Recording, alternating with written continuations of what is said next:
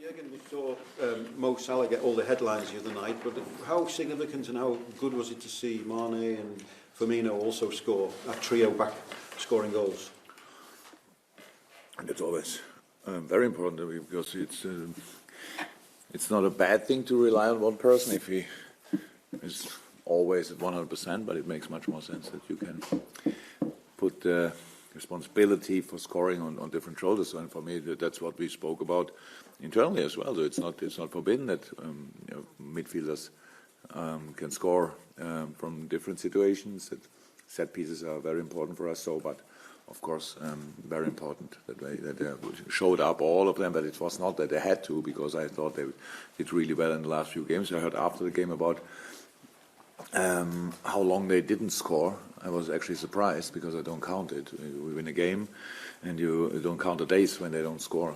Say like this, but yeah, for this game it was obviously really good. I've seen speculation this morning about Joe Gomez and possibly starting some contract talks. Is that happening, and how far can he go at this club? Oh, to contract things, I think we are famous for talking a lot about until about ever there's any decision. So maybe don't talk about that. But Joe is a very important part of the squad. So it's so nice to see. I remember still when I came in and everybody told me about. So I knew him, but not really well.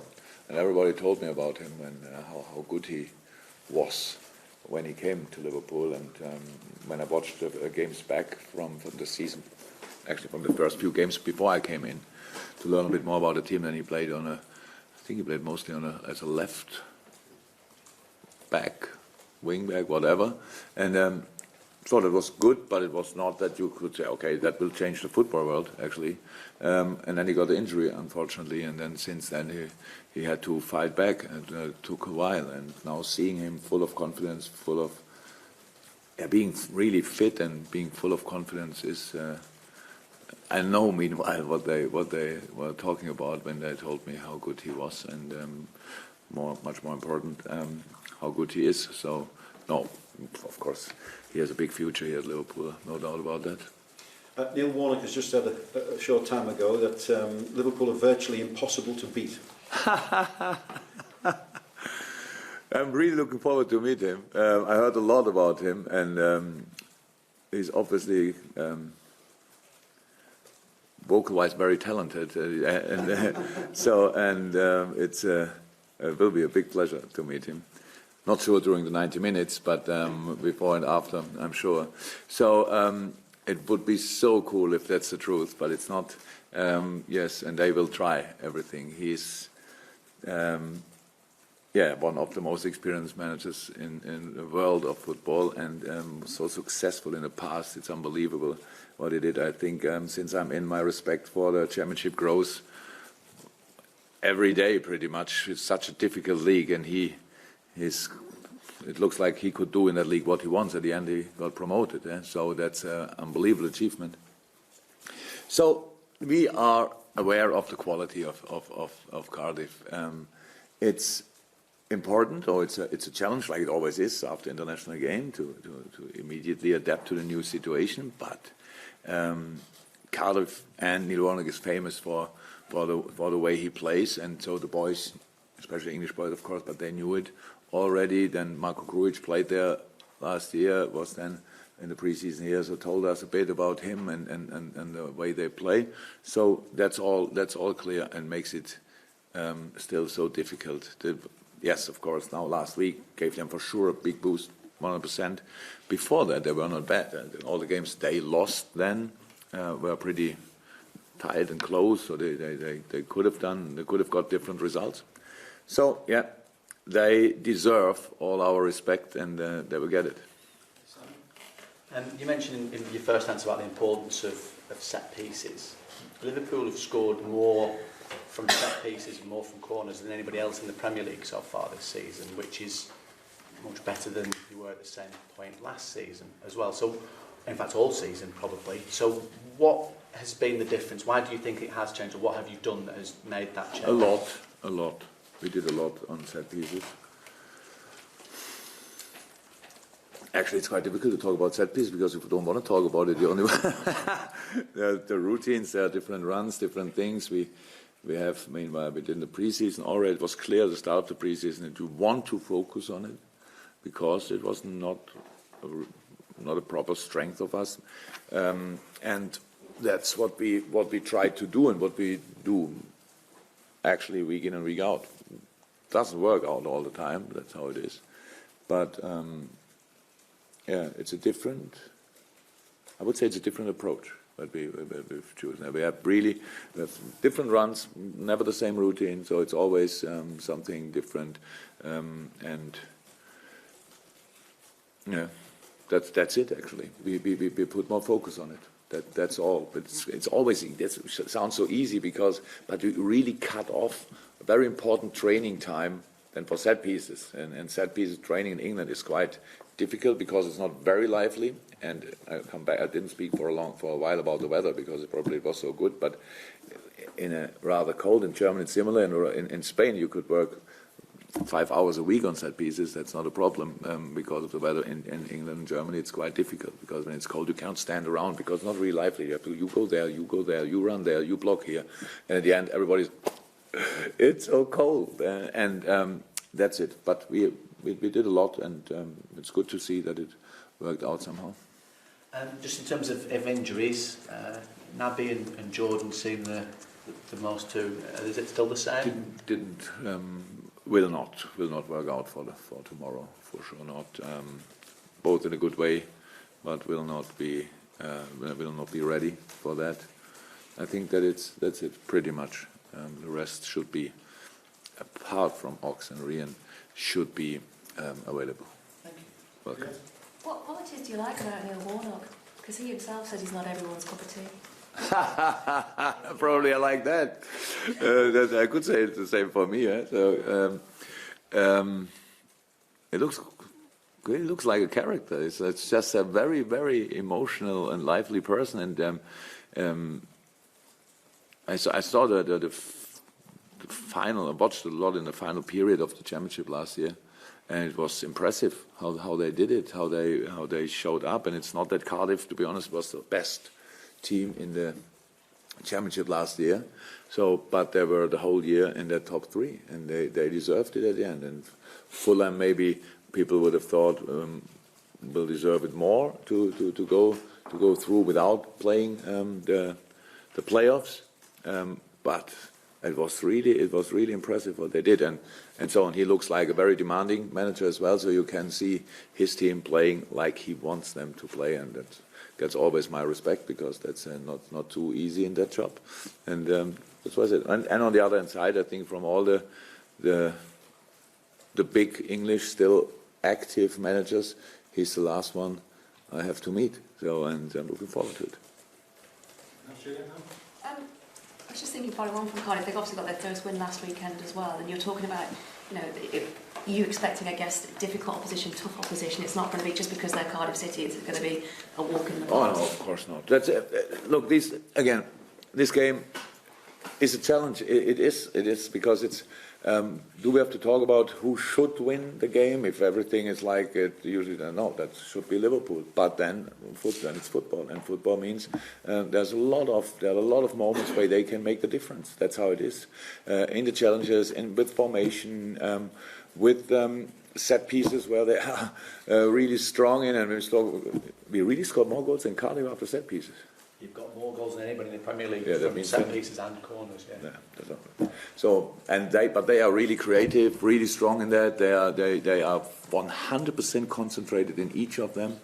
I think long throw-ins coming from nearly everywhere.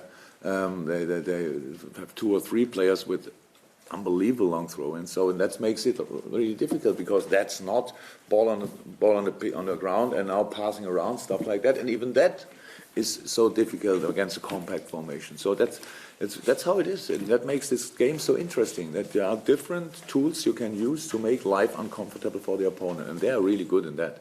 And on top, they can play football. That's in the decisive areas. They have good players, very quick players, both wingers, if Murphy is fit, are really quick, direct, one more dribbler, the other one more a speedy runner. They struggle obviously a bit with strike options, and he was very creative in that department.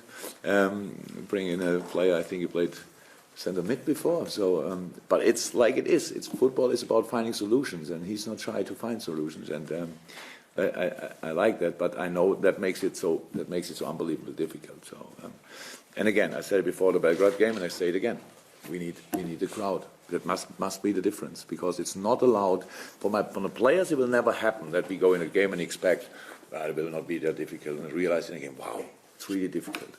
It's really rare that happens. I would not say that never happens, but it happens to the crowd sometimes. They go in and think, yeah, it's Cardiff, and stuff like that, and then that changes the atmosphere. And so, a bad pass is a bad pass against Cardiff and against PSG. A good pass, a good pass, a good chance, a good chance. In both games, the same. It only needs how you realize, how you celebrate it. Actually, again, a block ball, a counter press situation against PSG. I think the crowd is meanwhile used to it. They go on their toes. That will not happen. I'm not sure if that will happen against Cardiff, but it has to, and that's what we have to do to make sure for tomorrow. For sure. You've not spoken, I don't think at all so far this season about Divock Origi, but he's been back on the bench for the last couple of games. How close is he in terms of contention? I think it's a good example for players who are not too much involved in the last couple of weeks. So because he's doing outstanding, so it's just like it is. Tom Solanke is in a good moment, and nobody can see it because he's not playing. So that's a problem. Like Kleiny, like Alberto Moreno, like all these guys. You can only play really good football when you train well, and you only can train well if the training group is really strong. They are really strong. That's how it is. And so we have to try at least sometimes. Oh, Joel Matip, I forgot Joel Matip. So he would play in 97% of each Premier League and Bundesliga club. I'm 100% sure. And was not in the squad last game. So, and he's in outstanding shape. So that makes life, on the one hand side, for a manager comfortable. On the other hand side, quite difficult, because we need these players 100%. And for the last two games, it was clear that that they've deserved it to be involved. At the end, the game was not like this. That we had to use him, but if the boys continue like they trained in the last few weeks and months, then they will have their moments 100%. Carl Martinless, I think it's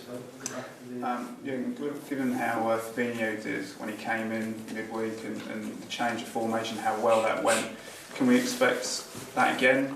Henderson and Cage obviously still out. So. Actually, I don't know what you can expect, and I don't want to tell you what you should expect. But it was good. It was good. It looked good. To be honest, it was a game where I thought it makes sense to do it like this. It was not because of injuries. We could have lined up differently, how we probably know, and but it was how I thought before the game. That's the right thing to do, to have these players in these positions, and it's for sure. It was for sure not the last time that we used it in this way. But now we have to see. I heard about that.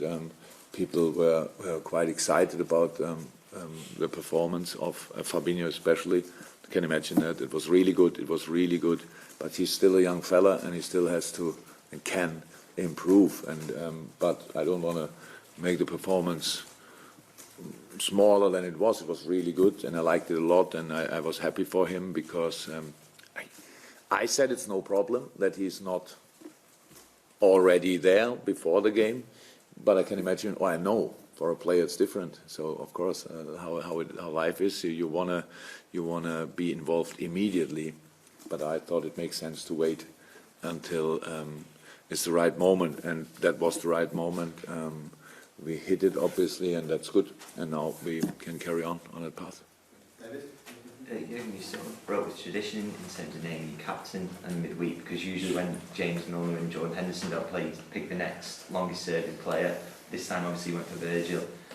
Does that say a lot about what sort of character he is? No, probably says a lot about it, but it was not my decision. We had, I decided Hendo and Millie will stay.